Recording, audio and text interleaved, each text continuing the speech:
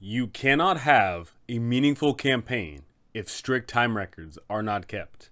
That is from Gary Gygax, of course, the famous creator of D&D. Time is a very important factor in our D&D games because we have a certain location and we explore around in it, and boom, we have time in game, which is traditionally separated outside of game time. What I'm here to tell you is you should keep track of times in your games. It is very important. It is going to make your world feel real, it's going to make your world feel lived in, and it's going to show off the ramifications of your players' actions. So I'm going to show off several reasons why you should keep track of your games and what it does. Starting off with time mechanics into time. You, of course, know that in 5th edition, we have short rest and long rest. Boom, right there, right? We have, okay, we know for a fact that this thing only works if we get a short rest back in. Oh, I can only get this thing back after a long rest. But then we also have other fun things like items. There are several items which say you do not get charges back until the next full dawn, or whatever the case may be. Tie mechanics to time. Don't just sit there and hand wave it. Make sure that you're keeping track of that time because those things are important. And also add in more mechanics that tie in with time. Have fun items that say, oh, this thing only works once every 7 days or so. And then boom, right there, you have your players setting up this calendar of, oh, okay, we can use it this day, and then we can maybe use it the next day if we wait that long. That's pretty fun. 2, have short-term and long-term goals for the players. If your players have just one objective and there is no time at all required behind it, then they're going to approach it however they see fit. But if you give them short-term and long-term goals, then they're going to be pacing out the adventure. Oh, hey, there is a location only 5 days travel away. Let's go there real quick and bang out our adventure. And then later on, once we feel strong enough, then we'll make the 20-day journey to that awesome dungeon. Of course, another thing is downtime involved with there, right? You have your people doing downtime activities, and that could be the short term. And then the long term could be them actually going out into the wild, crazy world and actually getting stuff done. Right there, you've got the short term and you've got the long term to show off the differences in time. 3, travel is important. If it takes 5 days to get to the dungeon, then that's 10 days of travel because you're going to be traveling there and you're going to be traveling back. What's going to happen, right? Over the course of the campaign, if they have to go to that dungeon 4, 5, 6, 7, 8 times, then those days are going to add up.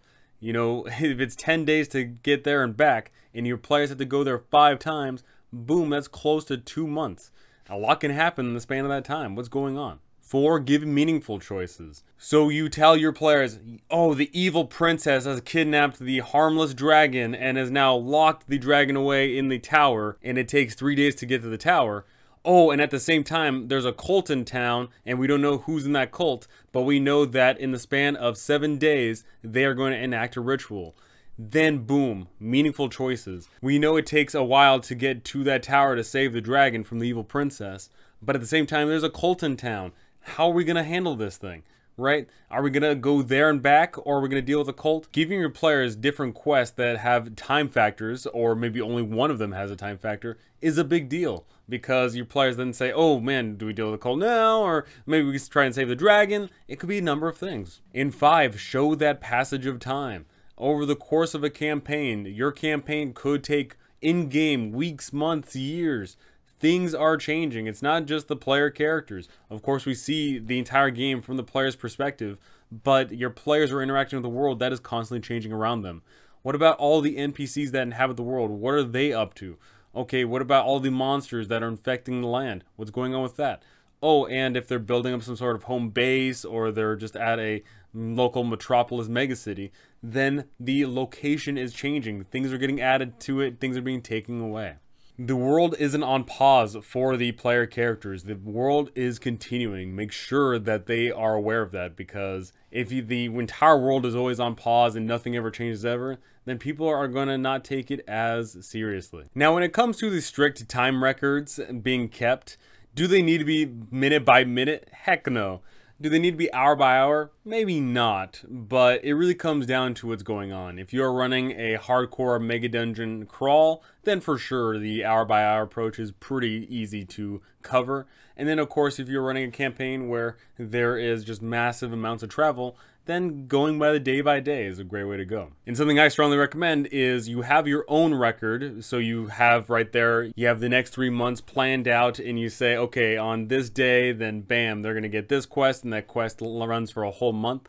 And then at the same time, you encourage your players to have their own calendar so they can keep track of things as well. And you can sprinkle in some rumors and some fun things, and that'll help fill up their calendar. I just want to talk about timekeeping because it's not something everybody does and not everyone thinks about, but it's certainly something you should think about. And it's certainly something that I think you should do. I certainly believe it leads to a lot more fun because with more mechanics tied behind time, and of course having quests tied behind time, is a great way to get your players going.